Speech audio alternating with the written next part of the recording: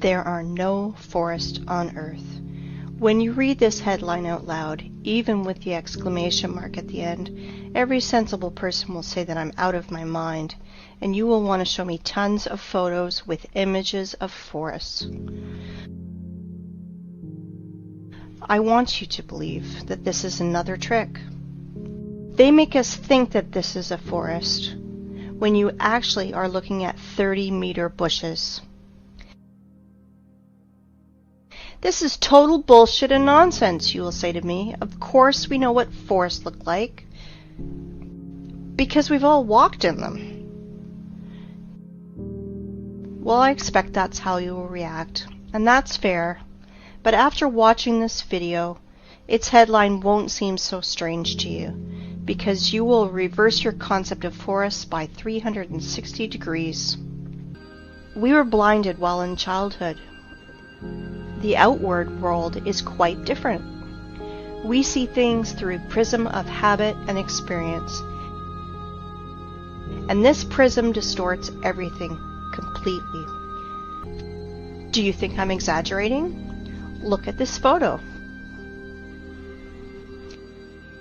I'm claiming that it is from a mesa that was formed from a magmatic melt from the Earth's depths about 200 million years ago.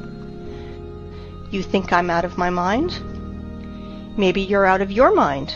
You will understand soon. If we take myths and legends of all nations, you can find lots of stories about people, animals, and plants morphing into stone. This is normal because paleontologists all over the world dig petrified fossils of humans, animals, and plants. There are so many of them that old museums are overfilled with petrified fossils of clovers, frogs, lizards, pieces of dinosaurs, and so on. Frogs and clovers are fine, but what about the forests? Guys, where are the trees? Old sequoias of California do not fit here because they are made of carbon.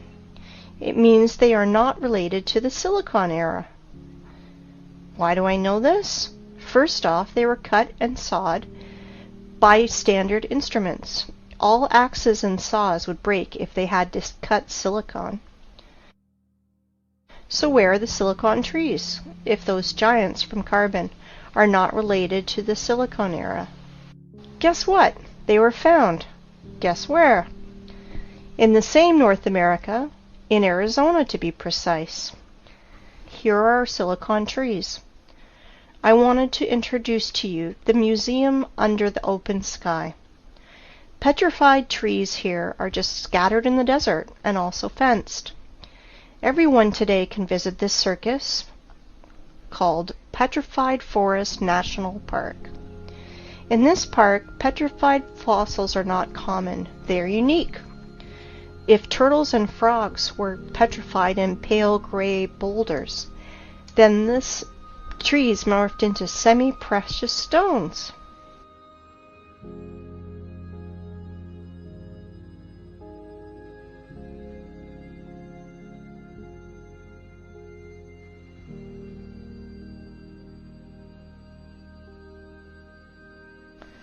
Beautiful stones, aren't they? Transforming wood into semi-precious stones. This is where the lies and ignorance become uncontrollable. First of all, according to the official story, these trees lost in an unequal battle against a neighbor volcano. Attention, 225 million years ago. But wait, there's more!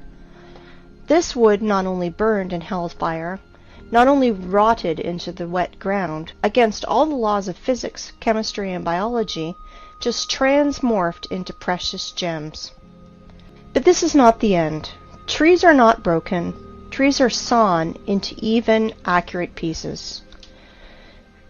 Well, I want to know the name of this brand of chainsaw that Aborigines use for this. But the conclusion is that this is not a museum, but stage theater. These trees were sawn and brought here by someone. You know, only a true fool would believe in the magical transformation of wood into precious stones and gems. Here's another question. For what purpose did they make this circus with all these scattered pieces of silicon life form? And did you pay attention to how small these silicon trees are? They are incomparable, even with the sequoias of California. But this one is simple. They are not trees. They are trees' branches, giant silicon trees. And these trees were so big that American sequoias near them look like sticks near the baobab. And I want to ask you, what do you see? A tree stump in the daisies? This is mesa that was formed from the magnetic melt from the Earth's depths about 200 million years ago. Do not believe me? And now? Let me introduce to you, this is Devil's Tower, mesa, or so-called laccolith, that was formed from a magnetic melt from the Earth's depths about 200 million years ago. At least that's what Wikipedia tells us. And billions of people believe that this is mesa, laccolith, or a mountain. Really? Let's come closer to our tree stump to look at his fantastically inexplicable columns. Let's look in the Wikipedia ones again. Igneous rock is formed through the cooling and solidification of magma or lava. Really? What a smart magnetic melt! It's just stood still and froze in the appearance of perfect hexagonal column for 300 meters in the sky. You can synchronize your instruments with these miraculous columns. Were they squeezed out of cream injector, then tied in a bun like a broom, and then a big giant fan blew near to help the columns to curdle faster? Maybe the columns of Parthenon or Isaac's Cathedral were built in the same way. Gentlemen scientists, are you out of your mind writing this garbage? Humans, are you out of your mind believing this garbage? Claiming that this geometrical masterpiece appeared as the result of a lava fountain is the same bullshit as claiming that a racing car appears on the track because of an explosion at a Ferrari factory. Have you ever seen what a fountain of lava looks like? In those times, lava had artificial intelligence. Really? Comparative analysis. All columns are hexagonal. Why exactly hexagonal? Because the universe's masterpieces are built in this form. There are no snowflakes exactly the same, but all of them are in a perfect hexagonal shape. Bees, too, without the knowledge of mathematics, correctly identified that the regular hexagon has at least perimeter among all the other shapes of equal area, so you can fill the shape most efficiently. When bees build honeycombs, they instinctively try to make them as roomy as possible and spend as little wax as possible. Hexagonal shape is the most efficient, economical figure for building honeycomb. Blind sheep cannot understand that our universe is fractal. That is why there is no difference in what scale you study it, in the scale of a mountain or the scale of a tree that everyone has outside their window. And now let's open a botany textbook. Let's find the structure of any plant and let's compare it with our giant stump. We won't go deep into this. We only want facts that fall into our hands from the stump's photos. So it will be useless to try to argue against those facts. I want to introduce you to the cross-section of a stem of flax. Well, well, gentlemen biologists, are you noticing anything? No? Look, it seems like honeycombs in the middle. Wowzers, and they are all hexagonal. Well, well, what a coincidence. If we remove skin around this flax, our stump skin is the same. Let's look at the small rocks around it, and guess what? Flax looks exactly like our stump from the bird's eye. They look identical. Exactly. The stump's fibers, like the fibers of the flax, has a hexagonal shape that is strictly preserved.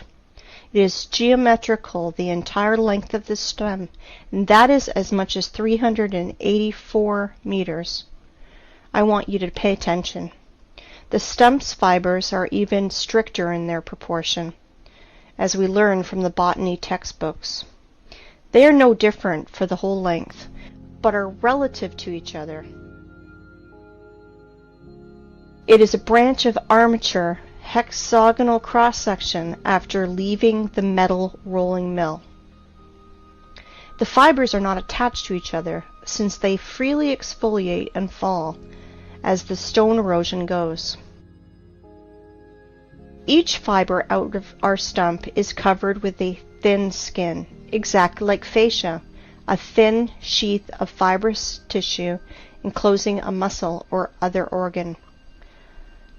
As you see, petrified skin contacting winds and moisture is cracking, exfoliating, and showering, and this is direct evidence that the fibers of the stump consist of at least two components placed inside each other. Fibers do not go into the ground vertically. They gradually bend to transform into the root system like every tree does. As you can see, the official story of spontaneous and accidental solidification of lava is 100% bullshit and falling apart quickly. Hey, biologists, geologists, paleontologists, are you here? Do you study the world in a welder mask? In proportion of this tree, we can see a rule. The diameter of the stump is 3 times bigger than the woodcutter's or feller's growth. Let's look at this formula. You just think about it. You are entering a forest that is not usually 30 meters, but 100 meters. Let's use the formula that I mentioned earlier. The diameter of our stump is 300 meters at the base. So if we calculate 300 over 20, we will get the height of, are you ready? 6 kilometers, 19,685 feet. Just think about it. Everything is learned in comparison. I think we can put a big fat dot in here. Devil's Tower is a giant stump of a giant silicon tree with all the attributes of a normal stump that everybody's seen. But we should not underestimate the matrix that keeps all the cattle in the stables. I am sure that after such clear evidence, there will still be deep sleeping people who will ask for more. If you think that that's all my arguments, I want to disappoint you, because I have so many trump cards up my sleeve, and I will enjoy every moment that I will throw them on the table. Well, we figured out everything about this stump. Let's move to another one. Yes? And you thought that this was the only one? You just need to remove your blinkers and you will see so much. Let me introduce to you Giant's Causeway in Ireland. Notice something familiar? Take a closer look. Again, hexagonal columns. Wow. If you did not notice the similarity to the Devil's Tower's fibers, you must be 100% blind. This is the same giant stump, but now it did not come out of the ground. This tree grew right on the sea's shore. The Giant's Causeway consists of almost 40,000 columns of such geometrical proportions that all the bees in the world would be jealous. Guess what the official science bleats about this Irish stump? Giant's Causeway is an area of about 40,000 interlocking basalt columns that result of an ancient volcanic eruption. Volcanic eruption! please tell me how to stay calm and not erupt in a fountain of swear words in the direction of this science society. It's no less strange why street sidewalk tiles are not declared as a result of an ancient volcanic eruption. Show me a single difference, nerds. And now I'd like you to come back to our old method and compare Giant's Causeway, but this time with real lava. I want you to remind you how lava erupts and flows, and this is how it congeals. And now let's compare Devil's Tower.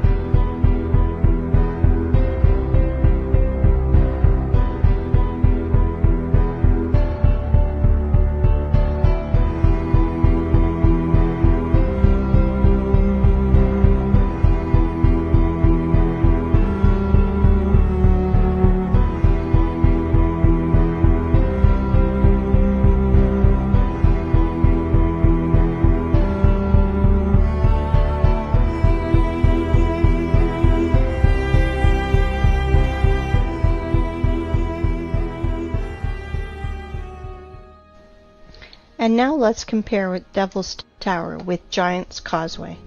Oh, sorry for my French. I mean, let's compare silicon stump with silicon stump. Somebody still believes in the lava fountain? If I didn't know about giant silicon trees, I'd rather believe in a giant cream injector and a fan, but not in volcano garbage. If you think that these two giant silicon trees are the only thing that I can show you, then you are mistaken. There are loads of them on the planet. The funniest thing is that normal people do not realize that they are stumps. But official science realized that seriously, that they should find out how to hide these trees from people who ask too many questions, and they invented a genius name for these silicon stumps: the basalt cliffs.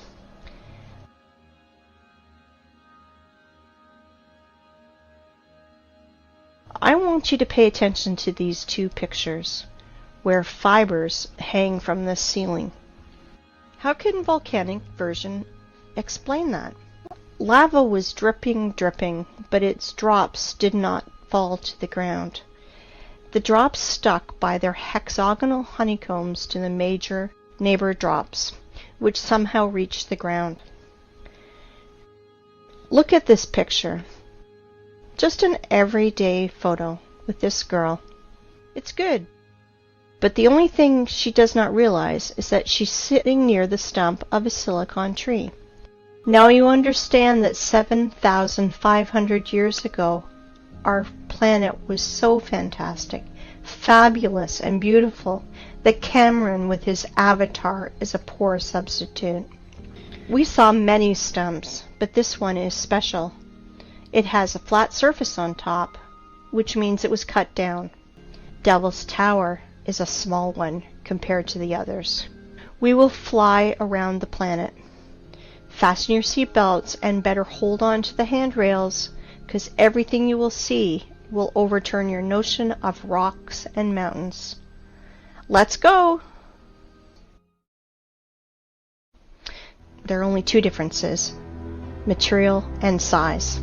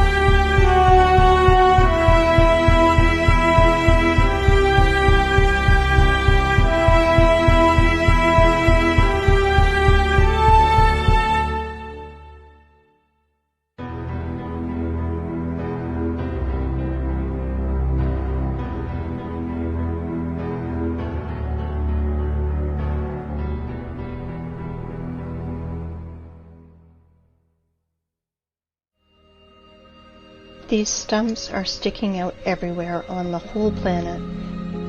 There are hundreds of them. Scientists call them mesas, which means table in Spanish, because they have a flat peak, flat as a table.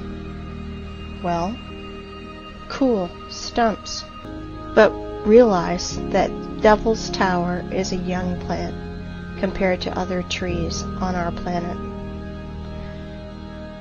For example, this mountain in Cape Town in Africa is really impressive. This plateau is 3 kilometers in diameter. If we multiply 3 by 20, we will get a tree of 60 kilometers high.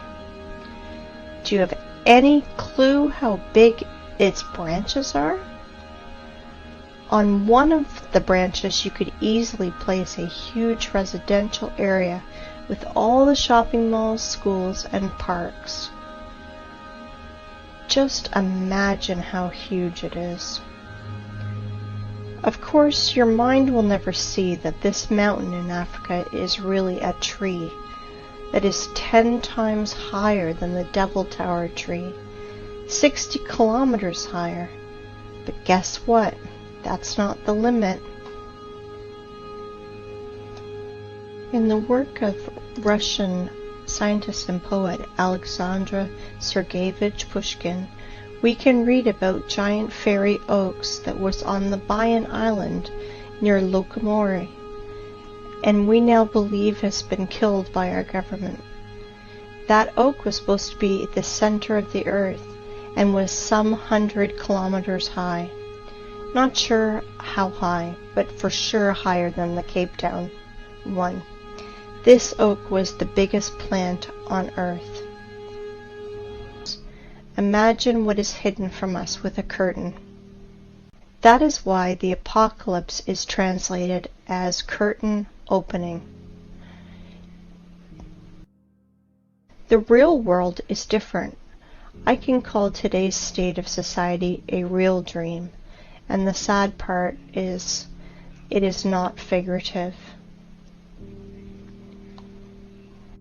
You know, in the Russian language, the word tree is spelled D-E-R-E-V-O, de-re-vo. The word ancient tree is spelled D-re-vo, and the word ancient trees is spelled de-re-nost. It means in Russian language, the language of the Aryans, time, when giant old trees grew. Interesting, isn't it? So we can ask ourselves, where did all the other forests go? The thing is that this so-called mesa are just single ones, because only the best were chosen for cutting. Whole other forests up the planet were laid down by blast waves. We reviewed only stumps with flat peaks. Does anyone remember how not cut but actually broken trees look like?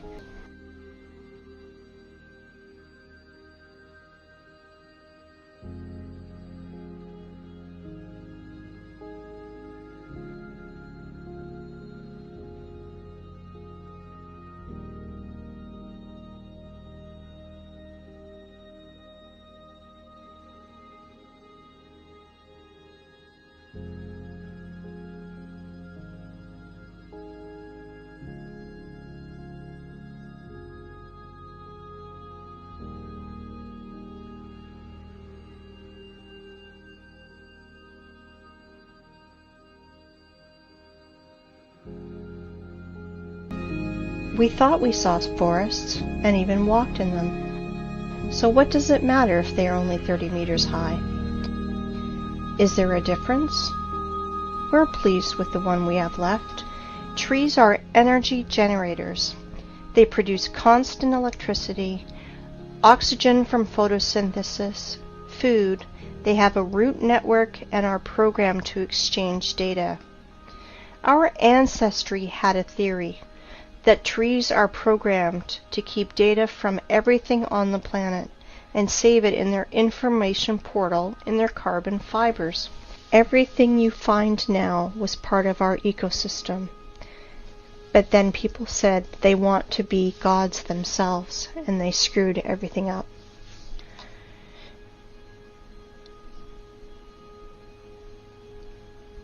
I want to ask you, open your minds. They live, we sleep.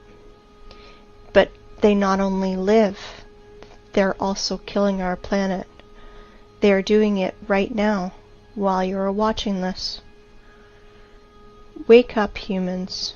You must review all the instruction they gave you in elementary school, middle school, high school, history, geography, geology.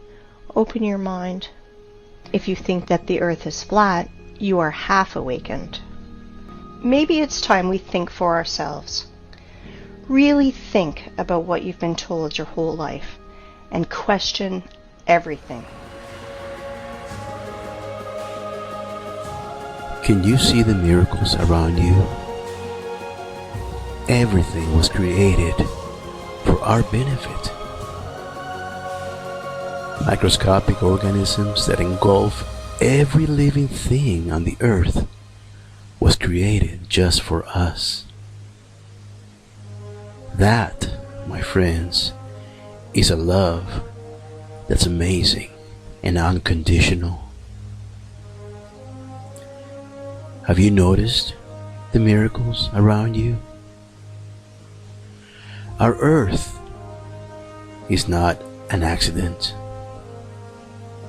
We are not an accident. Who are these people who have kept this from us? What are they? We have taken our first huge step to break away from the programming. We have thrown all that we've been taught out the window to finally take our discernment back from all of men's scientific and religious indoctrinations.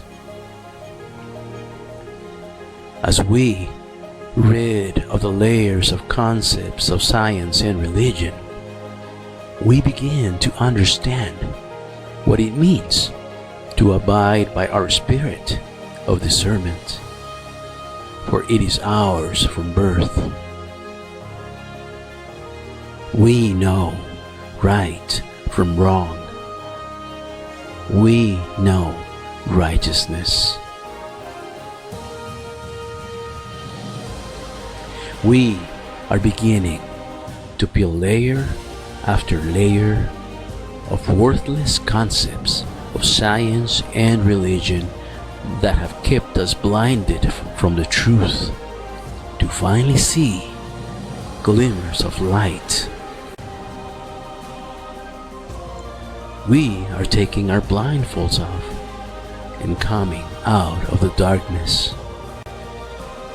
A new era has begun because everything we knew is obsolete.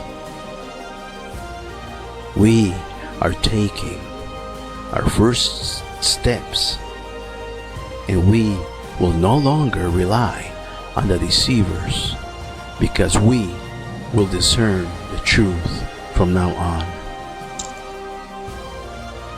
Can you see the miracles? Do you realize what this means? We are unique. We are family. We are humanity. And we are coming together. We will no longer be divided, because we know what divides us: science and religion. The age of deception is over.